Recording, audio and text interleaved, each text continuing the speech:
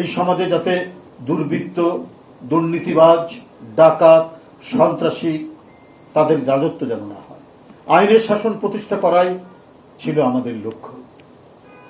সেটার জন্যই তো 16 বছর এত কষ্ট স্বীকার করে, এতবার মিথ্যা মামলার মধ্যে কারাগারে গিয়ে রিমান্ডে অবর্ণনীয় যন্ত্রণা সহ্য করে আমাদেরকে কাজ করতে হয়েছে।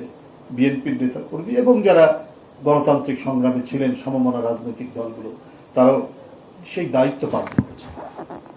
নিঃসন্দেহে দুর্বৃত্তদের দখলে এই দেশকে ঠেলে দেওয়া যেতে পারে না। আমাদের দলের নামেও যারা দুর্বৃত্তপনা করছে, অনৈতিক কর্মকাণ্ড করছে, মানুষকে বিরক্ত করছে, মানুষের মধ্যে ভীতি সঞ্চার করছে, তাদেরকে আমরা রেহাই দিই এবং দিচ্ছি না। দলের ভারপ্রাপ্ত চেয়ারম্যান প্রতিনিয়ত, প্রতি সময় সারা বাংলাদেশের কোথায় কি কোথায় ঘটছে, দলের নামে কারা কি করছে, সবকিছু খবর নিয়ে আমরা সাথে সাথেই সেটার ব্যবস্থা নিয়েছি। ইতিমধ্যে 4 থেকে 5 হাজার বিএনপি এবং দলের বিভিন্ন অঙ্গ সংগঠনের নেতাকর্মী যারা দলের নামে বা বিভিন্ন অঙ্গ সংগঠনের নামে, সহযোগী সংগঠনের নামে কোনো দুর্বৃত্ত চক্র সাথে যোগসাজশ করা বা দুর্বৃত্ত চক্র গড়ে তোলা, অনৈতিক কোনো কাজের মধ্যে থাকা, এগুলো আমরা সন্ধান করে বা এই ঘটনা জানতে পেরে সাথে সাথে তার ব্যবস্থা নিয়েছে। এই ক্ষেত্রেও বাংলাদেশ জাতীয়তাবাদী দল এবং এর নেতৃবৃন্দ আপোষহীন।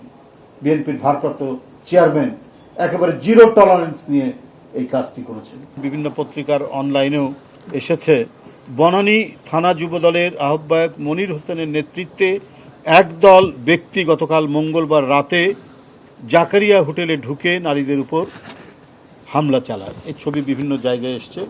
এটা শোনার সাথে সাথে জাতীয়তাবাদী যুবদল তাৎক্ষণিকভাবে এই এই এই এই মানে যুবদলের নামধারী এই নেতাকে দল থেকে বহিষ্কার করেছে, সাথে সাথেই তাকে বহিষ্কার করেছে।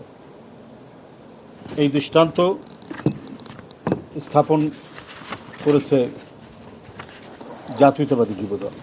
বন্ধুরা, এই হলো অবস্থা। আমি আপনাদের সামনে বিষয়কে এই জন্য অবহিত করলাম যে এই যে কোনো ধরনের অনৈতিক, অবৈধ, সন্ত্রাসী, সহিংসতামূলক যে কেউ কর্মকাণ্ড করবে দলের নামে, সে রেহাই পাবে না। আমরা তাৎক্ষণিক একটা তদন্ত করে এবং ভিডিও, অডিও সমস্ত কিছু পরীক্ষা করে যদি দেখা যায় যে সে দায়ী, তো সেটার সাংগঠনিক ব্যবস্থা গ্রহণ করতে বিন্দুমাত্র দ্বিধা করা হয়নি, সাথে সাথে সে ব্যবস্থা গ্রহণ করা হয়েছে।